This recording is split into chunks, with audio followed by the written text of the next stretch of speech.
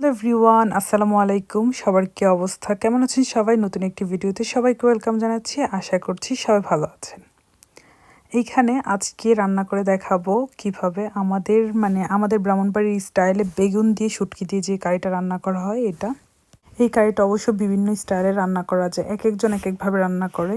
তো আজকে আমরা রান্না করব হচ্ছে ছুরি শুটকি দিয়ে। আর এখানে যাবতীয় যা যা লাগবে আমি সব কিছু কেটে নিছি।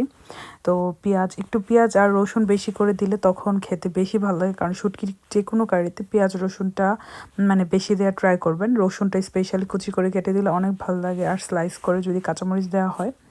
আর এদিকে মশলাপাতি আমি সব নিয়ে নিছি, যা যা লাগবে মশলা সব কিছু। আমি একটু মরিচ নিছি বেশি করে, কারণ আমরা ঝাল খেতে বেশি পছন্দ করি। হলুদ, লবণ, মরিচ আর হচ্ছে লবণ, পরিমাণ মতো তেল দিয়ে তারপরে প্যানটা যখন তেলটা গরম হয়ে আসবে সেই মুহূর্তে আমি হচ্ছে পেঁয়াজ কুচিটা দিয়ে দিব। আর পেঁয়াজ রসুন কুচি একসাথেই দিয়ে দিব। এইটা হচ্ছে সবচেয়ে বেশি মজা হয়, আমার কাছে মনে হয় চিংড়ি মাছ দিয়ে ওই কারিটা করা যায়, তবে শুটকিটা ডিফারেন্ট মজা। আমাদের বাসার সবাই খুবই পছন্দ করে। আর ছুরি শুটকি যেভাবে রান্না করা হয় না কেন, ছুরি শুটকি আমার কাছে মনে হয় জিনিসটা এমনিতেই অনেক লোভনীয়। তো এই কারির ভিডিওটা দেখে আমার এখন খাইতে ইচ্ছে করতেছে। আসলেই খুবই মজাদার একটা রেসিপি। তো যারা ট্রাই করতে চান বাসায় কিন্তু আপনারা ট্রাই করতে পারেন। তো যখন একটু লালচে হয়ে ভাজা ভাজা হয়ে আসবে সেই মুহূর্তে আপনারা বেগুনগুলো দিয়ে দিতে পারেন। আর বেগুনগুলোর মধ্যে লবণ আর হলুদ দিয়ে জাস্ট একটু ভেজে নেবেন, কারণ ভালো করে ভাজা হলে তখন যখন ঝোল দেওয়া হয় তখন মনে হয় যে মজাটা আর একটু বেশি বেড়ে যায়। আর এখানের বেগুন আমার মূলত বেগুনে একটু অ্যালার্জি ছিল আগে, কিন্তু ইউকে আসার পর থেকে আমি খেয়াল করলাম যখনই আমি বেগুনের কোনো কারি বা তরকারি খাই বা কোনো ভাজা খাই, বেগুন ভাজা বা বেগুনি এগুলো খাইলে তখন ওই রকম অ্যালার্জি প্রবলেম হয় না। বাট তার আগে মোটামুটি অনেক বেশি প্রবলেম ছিল।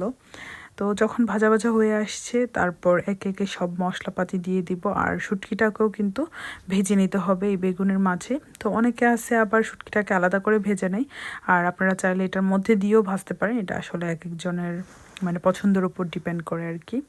তো শুটকিটাও যখন এটার মধ্যে হালকা ভাজা ভাজা হয়ে আসবে দেন এই মুহূর্তে আপনারা সব মশলাপাতিগুলো দিয়ে দেবেন। একটু ধনিয়াও দিয়ে দিছি, ধনিয়া পাউডার, তারপর লবণটা দিয়ে ভালোভাবে মিক্স করে তারপরে আমি একদম পানির পরিমাণটা দিব একদম শেষে পানিটা। আর জাস্ট এগুলো সব মিক্স করে নিতে হবে আর কি প্রপারলি।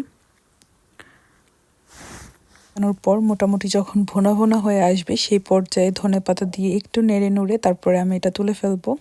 একটা বাটিতে সুন্দর করে সার্ভ করে ফেলবেন। আর খেতে কিন্তু খুবই মজা হয় এটা, যে কোনো ভাত মাছের সাথে তো মজা লাগবে, এমনি তো খালি খালি খুবই মজা। আর আমি আমার কাছে মনে হয় যে কোনো গেস্ট আসলে এটা যদি দেওয়া হয় তাহলে কিন্তু গেস্টরা অনেক বেশি খুশি হয়। তো কেমন লেগেছে সবাই জানাবেন।